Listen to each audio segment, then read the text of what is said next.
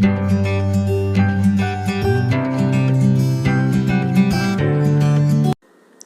हम बनाने वाले टेस्टी इंस्टेंट कच्ची केरी का अचार घर पे। ऐसी ही टेस्टी रेसिपी की वीडियोस के लिए मेरे चैनल को सब्सक्राइब करें और बेल आइकॉन को ज़रूर प्रेस करें। तो चलिए शुरू करते हैं। सबसे पहले यहाँ पे मैंने एक बड़ी केरी ले ली है, इसे चॉप कर लेंगे हम मीडियम साइज़ के क्यूब्स में। आप देख सकते हैं बिल्कुल इसी तरीके से कट कीजिएगा। फिर हम एक कढ़ाई में 2-3 चम्मच तेल गरम कर देंगे। इसमें हम 1 चम्मच से थोड़ी कम राई डाल देंगे।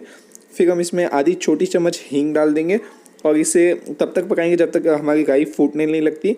फिर हम इसमें हमारी चॉप की हुई कच्ची केरी डाल के 30 सेकंड के लिए इसे भून लेंगे। उसके बाद हम इसमें 1 बड़ी चम्मच लाल मिर्ची पाउडर डालेंगे, तो आधी छोटी चम्मच जितनी हल्दी और स्वाद अनुसार नमक।